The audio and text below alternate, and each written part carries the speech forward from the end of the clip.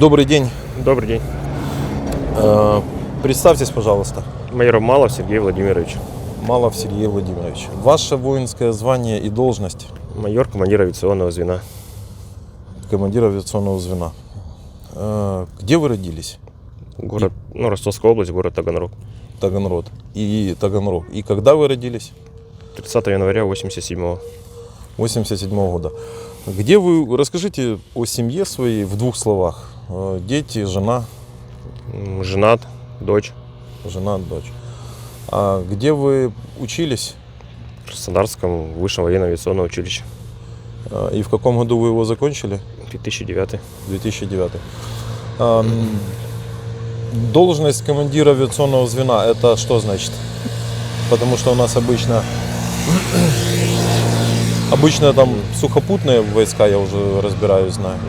В распоряжении есть 3 летчика и часть инженерного авиационного состава. Это 3 самолета у вас в подчинении? Или 4 получается. 4 летчика, 4 самолета? Вместе со мной 4. Да, понятно. Как вы узнали, какой у вас вообще боевой опыт? В Сирии 1 раз был. И Это когда было? в 2018. В 2018 году. А когда, в какие месяцы? Ноябрь, декабрь. Ноябрь, декабрь. Что делала Россия в Сирии? Президент Сирии попросил помощи по борьбе с террористами, как-то сказать С правильно. террористами? А там были террористы? Кто захотел захватить власть, так скажем. А какие вообще отношения между Россией и Сирией? Что так просто взять... Вы же представитель Министерства обороны, правильно? Да. В Сирии, насколько я знаю, авиация прекрасно себя повела. Всего было сбито, по-моему, 2 самолета. Правильно? В Сирии. Да. Потеряно 2 самолета за всю операцию. Но при этом было разбомблено много населенных пунктов. И самый большой это Алеппо. Правильно? Что самое большое, не могу знать. Все знают и видели фотографии Алеппо. Видели вы? Нет. Вы не видели, что сделала ваша армия? Не видел фотографий. Не видели. Я вам покажу позже, потому что когда получается, что весь мир видел, что там произошло, что город сравняли с лицом земли, потому что авиация тупо 24/7 его бомбила. Вопрос у меня такой. Как вы узнали о начале проведения спецоперации? Когда и как? 23 числа в районе 10 вечера был отдан, зачитан боевой приказ. Можете вспомнить его? Я же думаю, это не военная тайна какая-то. Такого нет там. Что выполнить взлет 24 числа. Там 6:30, по-моему, с 6 до 7 утра. И был задан маршрут. А что вы должны были делать? Патрулировать и обнаружение средств ПВО. Вы на каком самолете летали? Су-35. Су-35. Это бомбардировщик или истребитель? Или... Истребитель. Истребитель, да? Да. Что он должен был делать? Воздушное патрулирование и обнаружение средств ПВО. Сколько вы всего сделали вылетов на территорию Украины? Всего порядка 15, а на самой территории Украины, может, штук меньше, может, штук 8. А остальные были где? На территории Российской Федерации. Штук 8 сделали вылетов. Что вы делали на территории Украины? Вы проводили бомбардирование? Бомбардировку нет. Вообще ни разу не... Нет. Только по истребительному профилю, так скажем. По истребительному профилю это что значит? Воздушное патрулирование и обнаружение средств ПВО. Мы уже с вами беседовали, и вы говорили, что вы бомбили тогда РЛС. Это не бомбить. Это не бомба, это ракета. И она не по наземным целям, а по радиолокационным станциям. Спрошу по-другому. Ну, радиолокационная станция находится на Земле. Да, Правильно? да. Я, возможно, неправильно выражаюсь, но я не понимаю там до конца разницы. Понимаю, ракета, бомба. Сколько раз вы отракетились по территории Украины? 4. 4 ракеты выпустили или 4 вылета? 4 ракеты. Это какие ракеты были? А-31. По, опять же, радиорелейным, Радиолокационным станциям. радиолокационным станциям. Когда вас сбили? 4 апреля 2022. 4 апреля 2022 года. Это сколько уже суток вы дней в плену находитесь? В плену? Ну, Да. 350, грубо говоря. 350 дней в плену. Понятно. У меня такой вопрос. А в Сирии вы занимались стрельбой ракетами там, или бомбами? Нет. Что вы делали в Сирии? Ну, грубо говоря, по защите госграницы по воздушному пространству. По защите госграницы Сирии По воздушному пространству. по воздушному пространству. Это что значит? Что вы должны были делать и что бы могло произойти? Ну, грубо говоря, не допускать захода самолетов разведчиков через государственную границу. Сколько раз вы там летали? Порядка 40. Это за 2 месяца, да? Да. Ну, по сути, каждый день, кроме выходных. Ну, типа, грубо говоря. грубо говоря. Чем отличается небо Сирии от неба Украины? В плане вооружения, В плане происходящего, обстановки и так далее и тому подобное. в плане вооружения, как бы на территории Сирии нет средств ПВО. Здесь оно присутствует. Как бы так сказать. Ну, вооружение, так скажем, ну, у сирийцев, как сказать, ну, грубо говоря, пехотное, авиационного у них нету. Я могу сказать, что в Сирии вы делали в небе все, что хотел, и вам за это не было ничего. Ну, грубо говоря, да. Грубо говоря, да. Почему в Украине так не получилось? Потому что есть вооружение. Есть ПВО, есть ПВО, ПЗРК. ПЗРК. Как получается, что вас сбили на какой высоте? 9000. 9000 метров. Это... И катапультировались вы на 4. 4000. Как получается, что вы, летчики, летаете в небезопасном небе, хотя, по идее, этого не должно быть? Ну, скажем, неточная разведка, либо неточные данные разведки. Вы сами можете перед вылетом определить, есть там опасность или нет опасности? Нет. То есть вам, по сути, говорят, лети, и вы... Ну, только по доведению. То есть то, что сказали, так и есть. То есть если вам сказали, что ПВО нет, то вы честно говорите, есть, принял, ПВО нет, полетел. Ну да. Ну или... Ну да. У вас уже были сбитые самолеты на момент, когда вы вылетали? В полку нет, в другом полку да. А в другом полку как получилось сбили? Вам рассказывали, из-за чего? Ну тоже как бы, ну из-за чего как бы нет, но по логике вещей, скорее всего, ПВО. Потому что как бы высота была полета, ну, выше, чем применение ПЗРК средств. А вас чем сбили? Ну, вроде как С-300. Ну, это, так скажем. Пилот не понимает, чем его сбивают. Нет. А вы летели, вы знали, что у вас летит ракета? Нет. Вам нигде на радаре... Ну, ничего не отобразилось. Вы просто летели, и что происходит дальше? Ну, я разворачивался над Изюмом в сторону госграницы и почувствовал удар. Далее самолет перешел в штопор. Залетели, ну, как сказать, после удара залетели 2 осколка в кабину. Один в МФИ, другой в фонарь. Началось задымление, гореть фонарь, плавится. Самолет перешел в штопор. Штопор это вниз. Но он закручивался. Сейчас. А повторите. Ну, грубо говоря, падающий лист. Вот, да, логично, штопор. По спирали. И вы катапультировались. Да. Сколько вы... вы в самолете у себя в одном, да? Ну, один. На месте. одноместный самолет. Ну, в принципе, понятно. Кто, точнее, не так спрошу, кому выгодна эта война? Я же не сотрудняюсь, и не знаю, кому это выгода с этой войны. Ну, вот если так разобраться, что ваши пилоты говорили? Вы тоже по Украине полетали очень долго, и возникает вопрос, зачем это все нужно? Никто на этот вопрос не мог ответить, зачем это нужно было. Все, грубо говоря, выполняли приказ.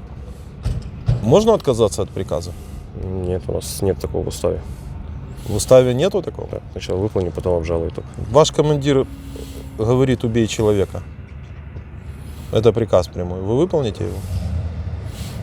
Ну, грубо говоря, да. Ну, это такой ответ. У вас все сделано таким образом, что сказать нет нельзя? Нет. Ну, нельзя. Это нормально? Как бы не я этот устав, так скажем, писал.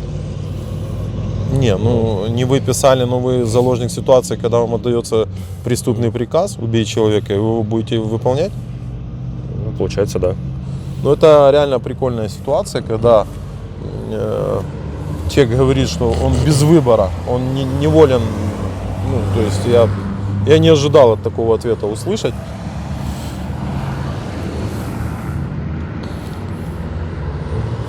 Что такое демилитаризация и денацификация? Как вы понимаете эти термины, потому что вы их 100% знаете? Ну, грубо говоря, разоружение, ну, войска, скажем. Как это вот вы офицер боевой, как вы себе представляете разоружить? В момент, когда вы напали на Украину, вы знали количество нашего войска, как вы говорите? Самочисленность вооруженных сил нет. Вам было даже не интересно это погуглить? Ну, как бы, там же, грубо говоря, все вместе, авиация и... Ну, сколько самолетов у нас?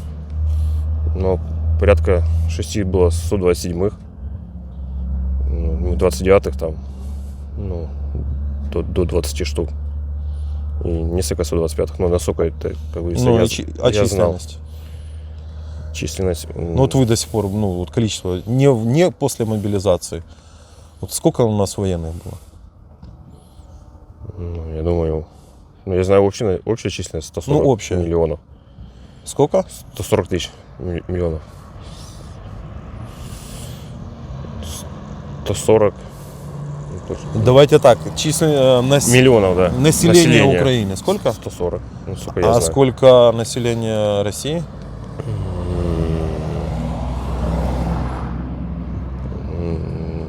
Не знаю. Ну ладно, ну не гоните. Серьезно не знаю.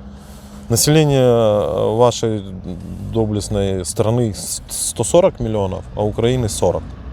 40. При 40-миллионной стране сколько у нас армия численностью? Ну, я думаю, порядка, может, 20 тысяч, не знаю. Ну, если бы нас было 20 тысяч, то вы бы действительно, возможно, у вас бы получилось все сделать за 3 дня. 200 тысяч 200 тысяч. численность армии. С когда у нас война идет?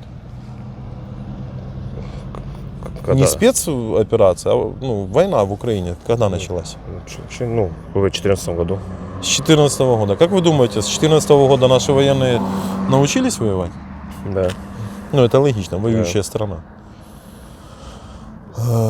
Поэтому у меня вопрос. Теперь вы знаете всю правду. Я надеюсь, я не сказал какую-то военную тайну. Сейчас у нас, конечно, после мобилизации большая численность вооруженных сил, но как вы представляете себе разоружить 2000-ю армию? То есть мы представляем 200 тысяч вооруженных солдат и офицеров с автоматами, пистолетами, со всякими военными штуками. Как вы себе это физически, как боевой офицер, представляете? Как это должно было произойти? Я думаю, как я думаю, это, допустим, уничтожение. Прошу говорить громче, потому что будет разница большая. Уничтожением, грубо говоря, так скажем, техники, все, что, грубо говоря, ездит, ее уничтожением. Ну, это самое главное, грубо говоря. Все, что, уничтожить сначала, технику. Технику уничтожить. И что дальше происходит?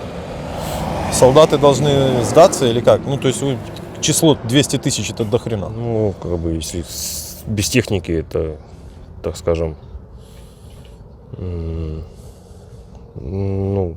моем понятии, что просто пехотой, просто с автоматами, как бы, долго, так скажем, не потянешь. Понятно. Ну, в принципе, вектор мысли ясен.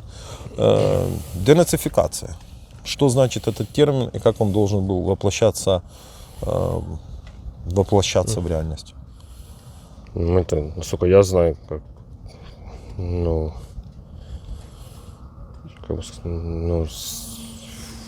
русскоязычный народ, который хочет, так скажем,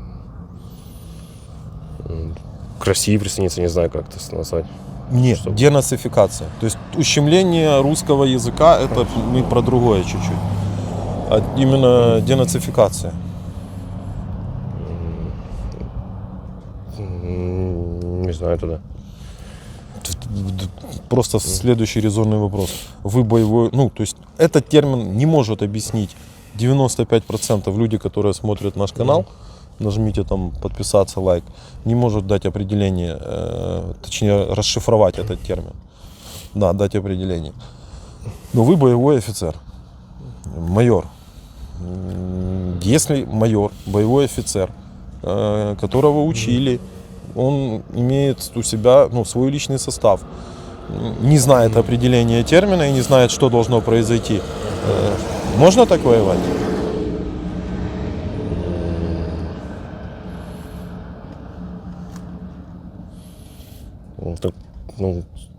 Не знаю, что такой термин это означает.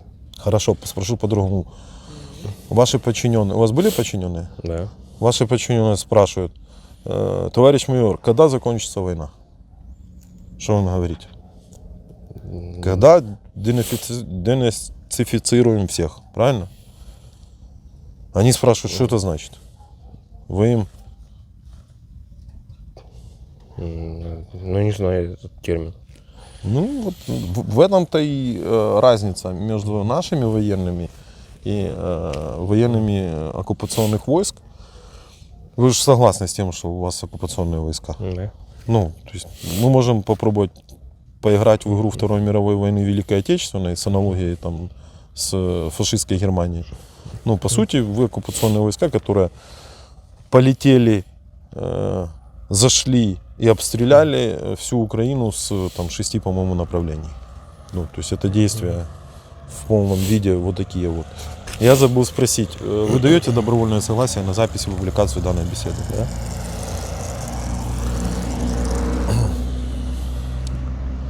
Зачем нужно превосходство в воздухе? На уровне войны. Что дает превосходство в воздухе? Грубо говоря, беспрепятственный пролет авиации. И беспрепятственная, соответственно, бомбежка, чего хочешь, как там хочешь. не именно бомбардировщик, но все авиации, грубо говоря. Все, что летает, так скажем, летательных аппаратов. Почему в Сирии? Понятно. Вы же знаете, вы долго находитесь в плену. Вы знаете, что Россия так и не достигла превосходства. И сейчас самолеты уже не залетают вообще.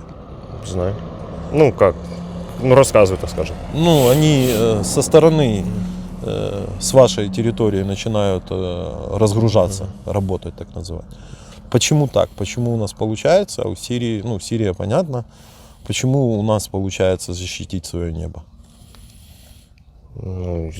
Как скажем, за наличие средств ПВО, наверное, и наличие радиолокационных средств.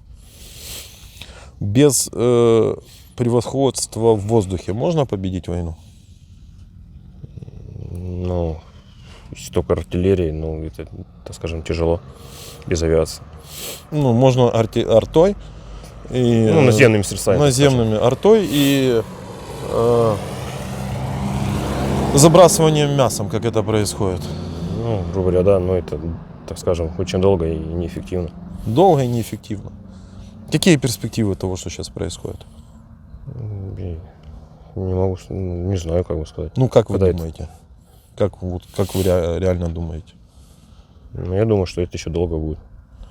Вы думаете, России хватит надолго?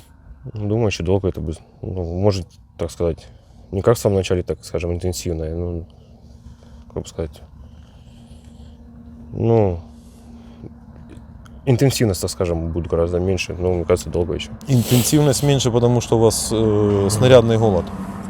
Потому что вы рассчитывали реально за 3-5 дней, а получилось на год. И у вас не стоит страна на военных рельсах и не делает все на победу. Вы до сих пор войну не объявили.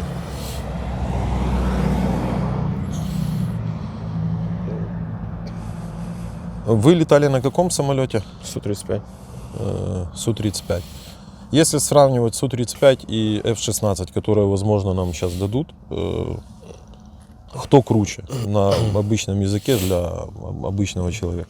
По маневрам, характеристикам Су-35. По маневренным это он типа быстрее, лучше поворачивается. Ну, как бы да, у него ну, со эксплуатационной перегрузки, грубо говоря, в атаке. А по другим характеристикам, по вооружению? Ну, по вооружению F-16. F-16. По средствам определения целей радиоэлектронной борьбы, РЭБ, вот это вот. Одинаковые или что-то лучше, что-то хуже? Ну, как такового, самого рэп, Ну, не РЭБ, а вот локаторы. Локация целей. ну, прицел, грубо говоря, имеете? Да. Ну, F-16. Спрошу тогда еще проще. Но просто, если вы встретитесь в воздушном бое с F-16, кто победит? Вот вы летите друг навстречу друга, у вас еще там между собой 500 километров. Вообще, Есть ли как смысл... говорится, многое зависит все, ну, от летчика. Нет, понятно. Предполагаем, что уровень... От радиолокационных средств, кто кому подсказывает, ну, по, так сказать, по радиосвязи передает информацию о цели. Там не все только от летчика и от самолета зависит. Там много сопутствующих факторов. Хорошо, над небом Украины. Ну, понятно, что у F-16 будет преимущество. Почему? Ну, радиолокационные станции, ну, наземные средства. Вы так про то, скажем. что у нас с земли Ну, в как бы ему F-16 информация будет поступать. Да, и он, короче, ну да, логично. Тупой вопрос. А, соответственно, у вас на территории F-16 будет хуже. Ну, конечно. Поэтому надо вначале... вот была задумка у вас какая? Обезвредить все ПВО и всю радиолокационные станции. Но у вас, я так понимаю, с учетом того, что вас сбили на какой высоте? 9000. 9000. И катапультировались вы на... 4. С учетом того, что вас сбили высоко, это говорит о том, что у нас все хорошо было с ПВО. А как тогда получается, что ваш президент на 5-й день доложил, все идет по плану, авиации нет, ПВО нет, все поражено? Значит, до него довели сложно, как бы сказать, разведданные. Ложные разведданные. Понятно. По традиции у нас военнопленный обращается к своим там землякам, если хочет. Если не хочет... еще вопрос у нас остался на тему, чем все закончится. Ну, ваша оценка. Как бы я сейчас, так сказать, трезвую оценку не могу дать. Я же Да, вы в начале отрезаны, войны попал в плен, и я не могу сейчас... вы отрезаны от информации. Сколько вы в суток в плену? 350, грубо говоря. 350, грубо говоря. Грубо с начала войны, как бы я Если не могу ответить. план за 3-5 дней перерос в 13 месяцев, это говорит о том, что что-то пошло не так? Ну да. Все пошло не так глобально. Больше вопросов, по сути, нет, потому что вы большую часть войны, по сути, всю войну провели. Всю войну, да. Всю войну провели в плену. Если хотите, можете обратиться к своим согражданам. Стоит сюда идти? Не стоит там? Не стоит. Не стоит. А что им не стоит сюда идти? Как бы сказать. В лучшем случае это плена, в худшем 200, скажем. Это практические советы. В лучшем случае плен. Кстати, расскажите, как вы, через сколько вы катапультировались, приземлились? Через сколько вас нашли? Ну, порядка через 10 минут. 10 минут? Да. Это было в каком...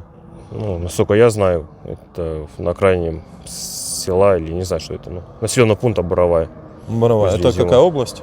Харьковская. Харьковская область. Я забыл еще спросить, что вот за нами? Разрушенное здание. Разрушенное здание. Что русский мир несет сюда? В этом разрушенном здании, ну это мы видим магазин, полки. Что это разрушенное здание?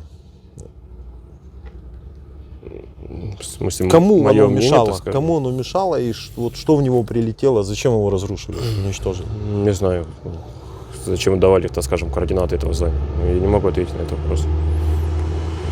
Мы находимся там написано Циркуны. Это населенный пункт под Харьковом. Это Харьковская область.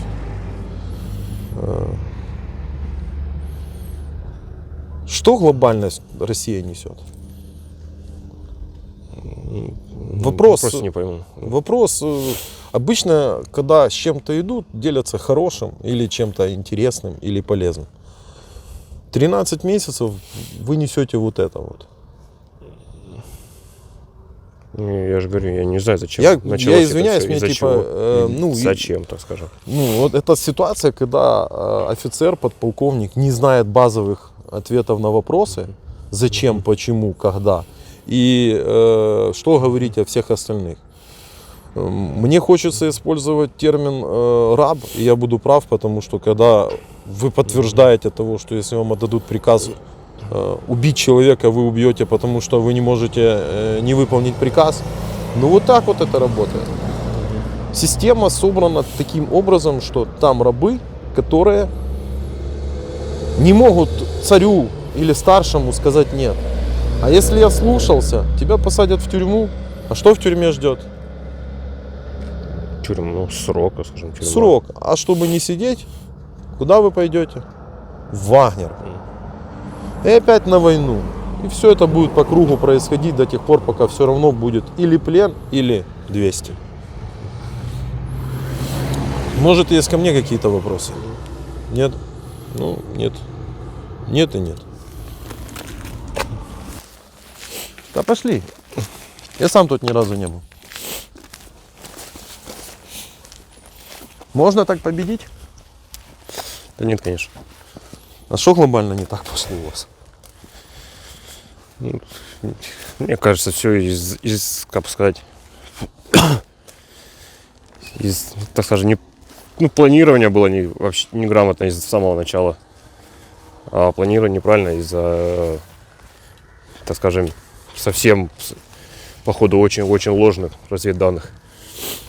Смотри какой. И донесению. Секреты я просто не пойду на памятник. Чего? Ну, воспитание, так скажем, на памятник. Да какое же нафиг воспитание? Человека убить ты готов, а с сигаретой пойти на памятник не готов. А как так получается, что неправильные разведданные?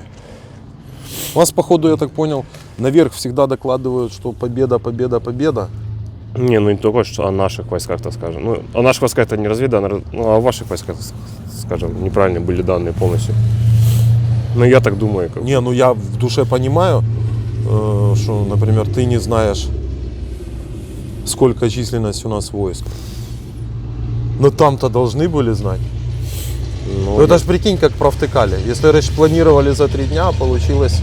Ну, я же говорю, неправильные разведданные, как бы, неправильная разведка. Ну, либо, так скажем, какая-то территория была не разведана, так скажем. А просто шли войска. И, как бы, ну, грубо говоря, это все планирование изначально.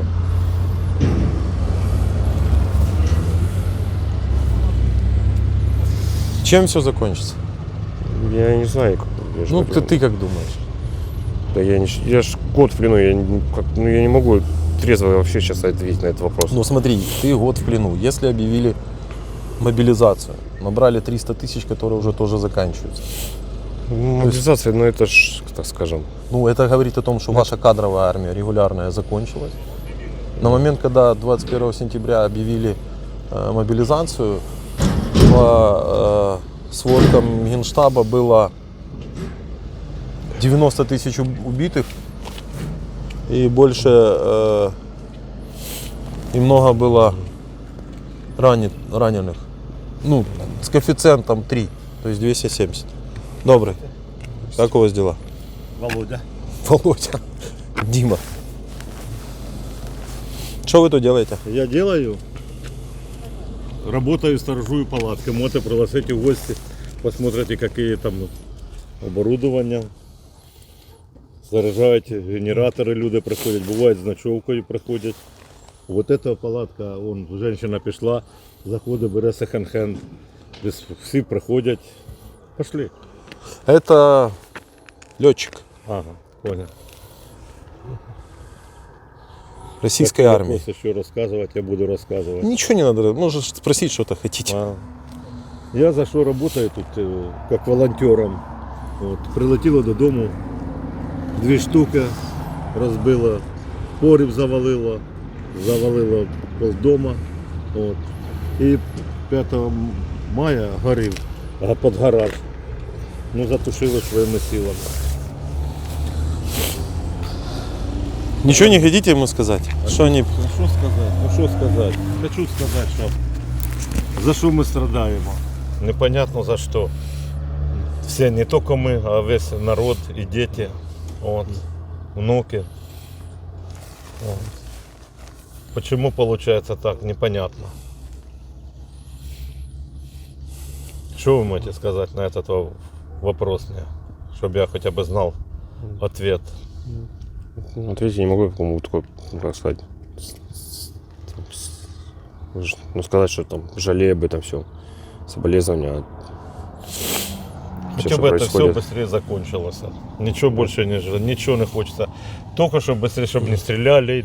Это, я говорил, если только вспоминаю, это одни слезы. Сохранил 5 человек жизни. Не пустив у погреба так, стал, поскандалили за своей женой, с детьми. И только отошел, и туточка взрыв. Меня по хате везде бросало, как это, я не пойму, как это волною, что чудом остались все живы. Чудом. Желаю, чтобы только наша Украина победила, героям слава. Покажите, что у вас там внутри. Конечно. Пошли. Посмотришь? Толик, я тут.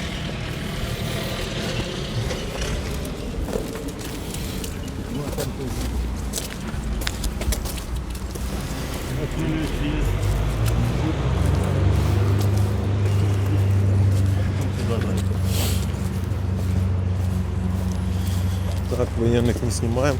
Добрый. Что за палатка тут? Это пункт назад.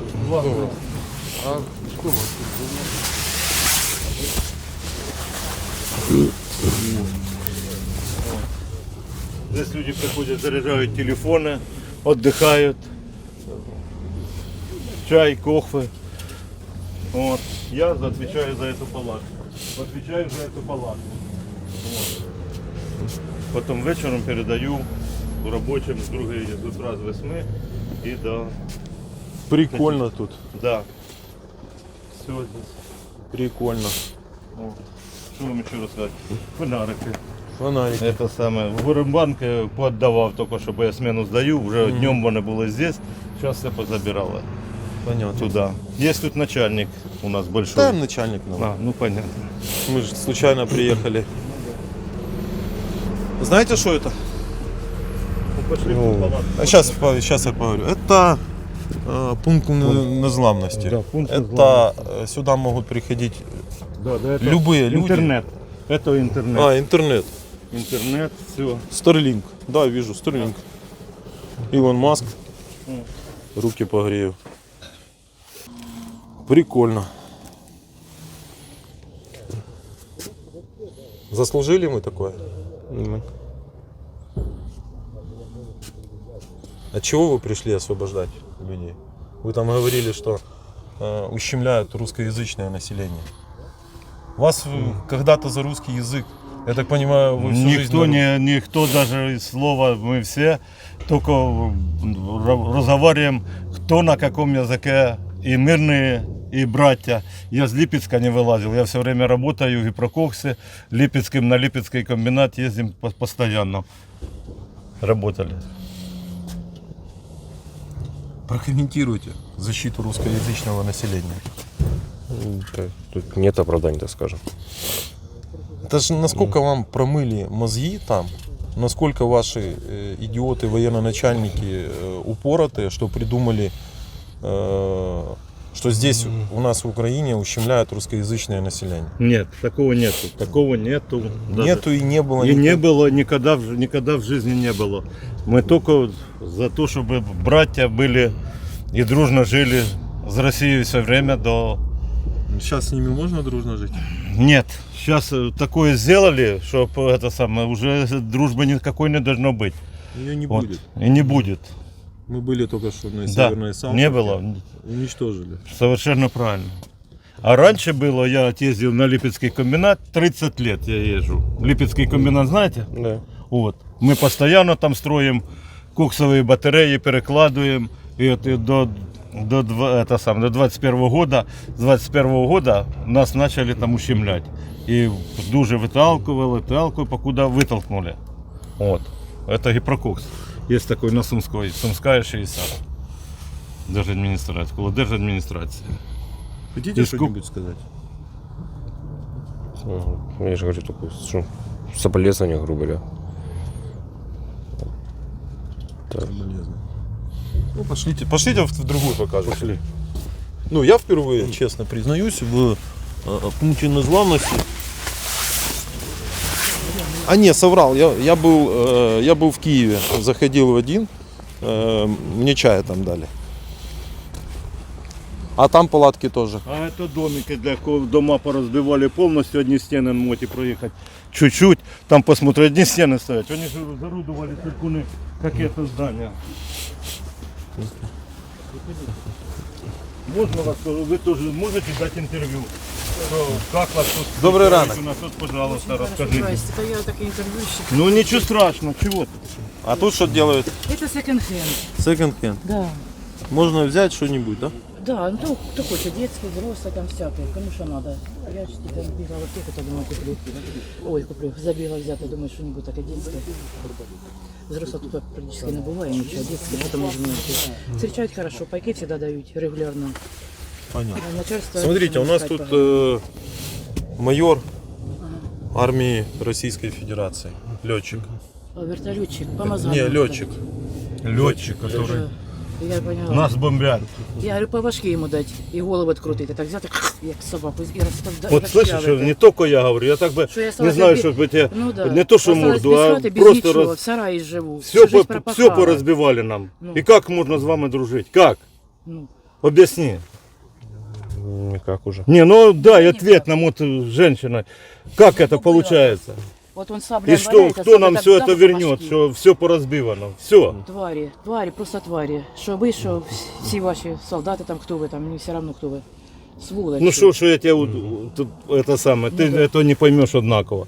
Ну ты же выполнял какие-то задания, чья-то указивка? Да. А? Да. Да? Ну мы заслужили этого? Нет. Ну вы делали это. Вам разбомбили дом, да? Да, дома нет. Да тут Ми все в сараї люди... живемо. А где вы из Сыркунов сами? Да, Да от вот тут молодежі. недалеко можете проехать, тут посмотреть. Тут Вот, три буквально вулиці. Там, у нас там 400 метров. три хати розбиті на вулиці повністю. А что туда прилетело? У нас град. Град. Вот така ракета здоровительна. Ну, они же, наверное, думали, что там военные сидят. Да Та не нас было якої это воєнних по взагалі не цивилу. було. Ми, ну як, бо вони ходили, ну я ж не сиділа ж на вулиці, не дивилася, як де хто ходить. Вони в нас на вулиці жили в 3 домах. На молодіжній. Перві Вони два ж дома їх нас же зразу тут нет розбомбили. Что, как они жили? Ну вони і так, нас не трогали. Ні, там через забор лізли, хати грабили, все грабили. Ми ворота валялися, А, ніхто так. не жив. У нас і навіть собака ще хата ціла була, це ж при окупації. Через забор лізли. Хорошо, що хоч муж був вдома. Говорю, Сергій, говорю, по-моєму, лізуть, говорю, рашисти до нас. 6 чоловік з автоматами, і через забор лісницю не боялись ні собаки, нічого, ні там собаку бояться. Вони спросили документи, Сергій показав на дом документи. Вони раз перелізли обратно. А там все грабили страшне, що творилося. Страшне. Разграбили все. Да. Да Ми- все поразорав, все подряд. Та все грабили, що не бачили. А Ото, що ми- машини, шуби, все переривали, на пол ложили. і Гараж, до этого, у і- нас машини не було, вони гараж ламилися, і машини немає. А що, велосипед один, велосипед тільки один, і все, і скутер, ну, сина. Син воєнний, вони теж він в ЗСУ. Так що, форму закопували його, ховали. Думали, що нас, якщо б знайшли, поубили б і нас би постріляли. Ми пережили, будь здоров. Ну что, А на вопроса такій вулиці нет у нас ни на жили. какой ответ. Трьох Я хатах. не знаю, что. З крайньої хата там перша розбита, в кінці вулиці і напроти, так там дві хати напроти, ну тут сразу розбили, коли на 6-го освободили. б раніше, на І 8-го полчаса, или 9-го тут мая народу було сразу повно. прилетіло, потім вже попозже. Там слідуща хата розбита, ну не так, а нас повністю, ну, от, коробок стоїть і все, більше нема нічого. Там можете приїхати подивитися по вулиці. На 4-й так ще більш-менш теж там вони з танка стріляли по городу, а дуло розвернули, аж бухілі на полеті, а хір їх знав, що з ними було. Вони як улупили, там теж хату завалили. Ну слышишь, что женщина Танк по говорит? вулиці їде, Она а что ну, врет просто так, как и 60 я, по вулиці, мы же 5 не метрів заваривались. шириною. Як став і почав лупити, в когось стекла повипадали, в когось забори повалялися, ну просто то, по вулиці їде таке чудовище. Ти в телевізорі бачиш, це страшно, а то жив'єм, коло двора. Да. Весело було. Слышите, что вам Дай Боже говорят? здоров'я, щоб їх перевернуло там і над цим, і їхнім дітям. Бо вони всі неладні. Прокладати не можна, ну желаю тільки, щоб їх перевернуло всіх, падлють. Есть какой-то ответ на этот вопрос? Всю жизнь проробити, пропахати. Нет і я, ответа ни на і этот остатись вопрос. з А мы горем говорим, завтра. что мы ущемляем русское Да мы на язычное. сегодня Да наоборот, красиво мы, было. Это мы просто братья, игра мы не были братья, сестры, все одной семьей жили. А вы такое натворили. І кому воно нужно, стільки людей, стільки городів повбивали, дітей повбивали стільки. Жах, просто жах. І в мене до сих пор в голові це не вкладається, як може таке було зробити. Ще хто Росія, ну ладно, ще другі страни подумав би. А Росія, Україні. слава Україні, героям слава. А їх підарастав повісати всіх. За яйця і дубасити, як вони дубасять. Подивіться по телевізору. Так, ладно, пішла тут, ти розстроїлася сильно. Так, что, идемте. Так, я думаю, що це Все, всем покеда.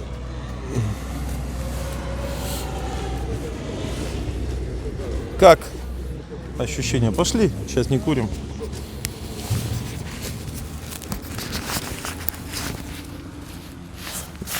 Не разговаривал с мирными? Нет. Что написано? Вечная слава героям.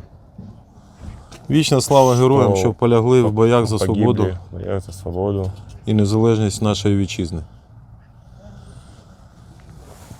Ну там.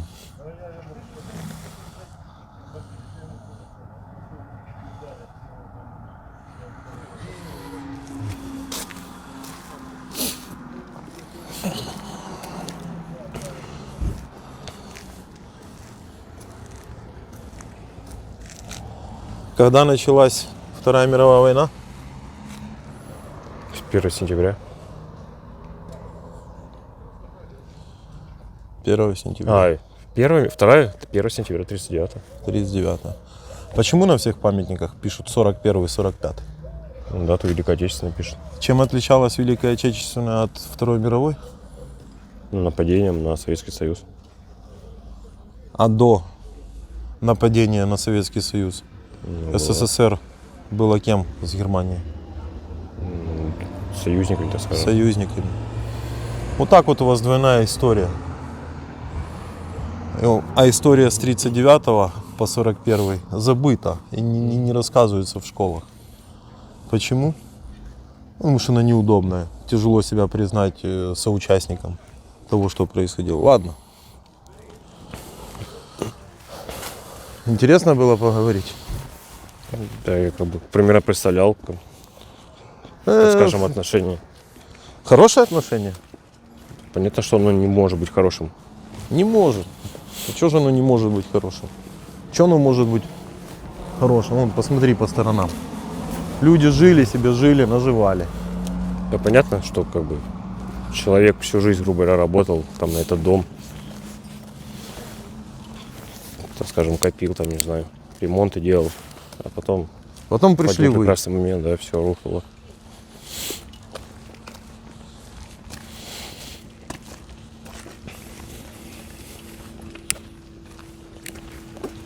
И потом пришли вы.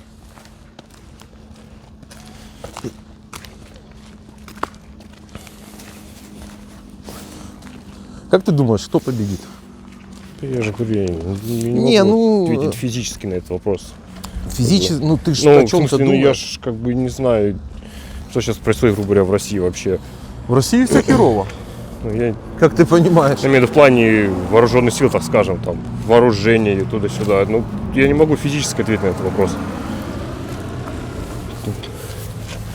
Ну, как можно ответить на этот вопрос? Ну, если я год в плену, я знал только, что примерно начало войны, а сейчас что происходит, я ж не знаю. Ну ты прикольно рассказал, я теперь понял, зачем превосходство в воздухе, что без него воевать очень тяжело. Ну, как бы, да. Ну, это,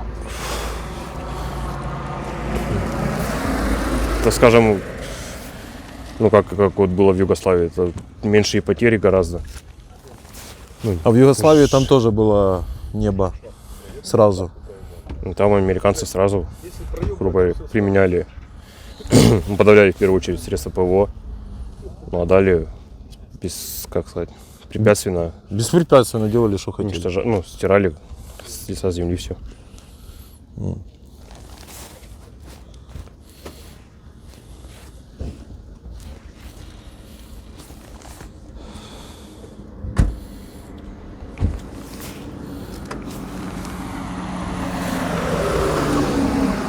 Ладно, докуривай.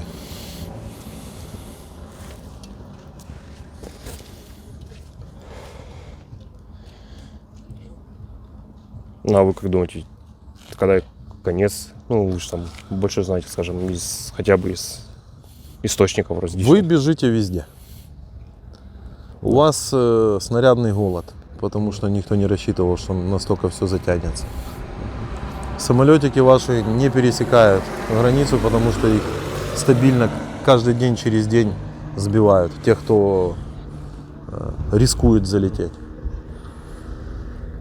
ПВО у нас работает четко, уже. Вы сейчас между обстрелами делаете паузы 2-3 недели. У вас закончились уже калибры, искандеры. Вы херячите комплексами С-300 по земля-земля. Какая точность при выстреле С-300 земля-земля? Да, я ж не изучал его как бы. Ну, Но я даже, так сказать, Что это насколько ракета я знаю, земля-воздух. ну, как бы, она ради, ну, как на контрастную цель она наводится, как бы. Да, Чтоб она её, на как бы земле физическое применение по земле даже, ну, представить не могу. Но я не изучал, на это 5 лет люди учатся. Ну, так Совершенно верно, поверхностно. но у вас нет ракеты, вы херячите С-300 по земле. Ну, это как бы, Что? ну, это вообще как бы не целесообразно, невыгодно. Потому Там что боевая больше часть нечем маленькая. кошмарить. Больше нечем кошмарить. Там И шахеды, мопеды эти, которые летят. Иранские. Потому что все остальное мы сбиваем. И вы 2-3 недели копите сейчас, стягиваете остатки, оголяете другие там свои границы, чтобы шмальнуть там 70 ракет, из которых долетит только там 5-10. Вот как-то так. Добрый. Так, показываем достопримечательность, достижения российской армии в мирном населенном пункте.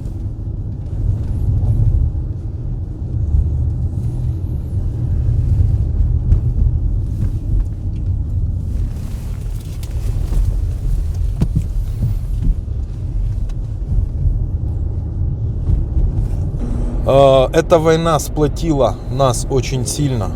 Вы понимаете? Да. Что по сути Путин для украинской нации сделал больше, чем, ну, никак по-другому этого сделать нельзя было. Обычные люди, которые всю жизнь говорили на русском языке, и он же что рассказывал, что они работали где? В Липецке. В Липецке работали. В Липецке работали, и все было хорошо. Потом их в 21 году начали щемить. Вот, циркуны.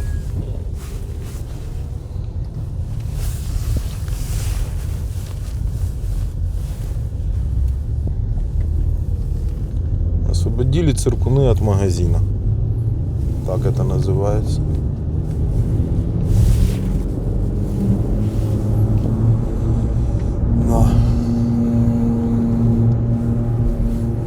тоже люди жили.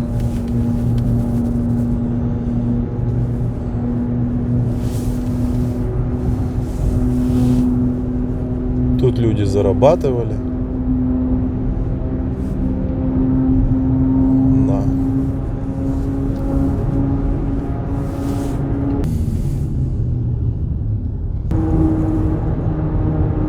Это мы уже в Харькове.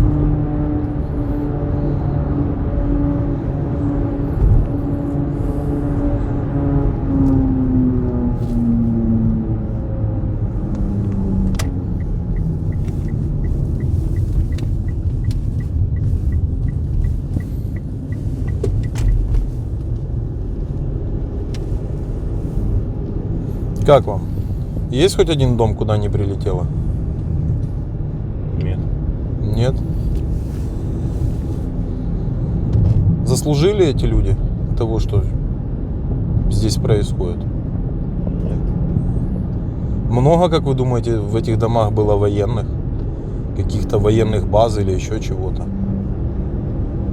Нет. Думаете, ни одного? Сергей, что скажешь?